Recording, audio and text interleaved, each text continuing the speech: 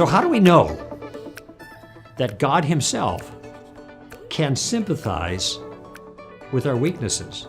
One of the most frustrating things for me in being in a friendship with God is that whenever anything goes wrong, it's always my fault. God's perfect. Nothing goes wrong for him. He never makes any mistakes. He knows everything. He's got all power. Everything is just right with him. Anything goes south, it's always on my shoulders. And that will give us sometimes the tendency to think, well, God doesn't understand. I mean, he might know academically because he's omniscient, but empathizing, sympathizing, being in it with us, knowing how we feel, experiencing that with us, well, that's something that he is simply not capable of doing. He's way out there. Okay, now the answer to that is actually quite unique in a way.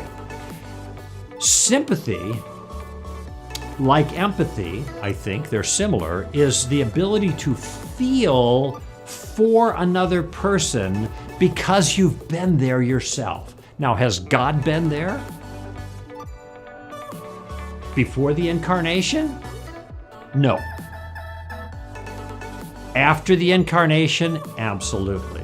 In fact, you can read in Hebrews chapter 2, I think it's 14 through 18 right in there, that the Son took on flesh and blood to be like us, to endure what we endure, to feel what we feel, to experience what we experience.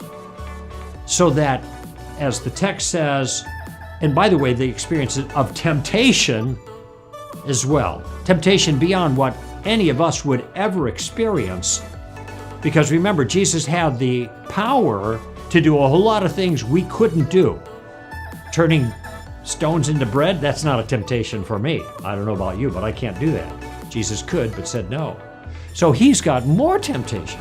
He's been tempted in all ways like as we are, but without sin. So now he's able to run to the cry, the writer of Hebrews says, of those who are tempted.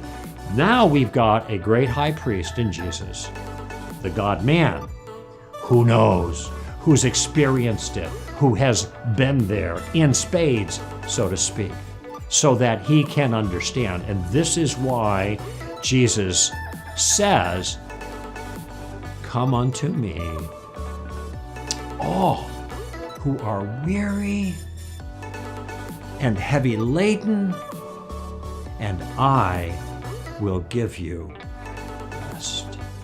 Do you think Jesus understood what it was like to be weary, to be heavy laden, to, in a certain sense, I don't know if overwhelmed is quite the right word, but severely put upon every kind of distress that you could possibly imagine in terms of the category, whether it was physical suffering, emotional suffering, friends leaving, friends dying, people turning against you, living perfectly without ever doing anything wrong, and people leveling charges that were undeserved at you, charges that were so severe they called for the death penalty which he suffered. No, Jesus gets it. Jesus can sympathize. Can God sympathize? Yes. The God-man, Jesus of Nazareth, knows, understands, and can sympathize with us. Good thing. Good thing.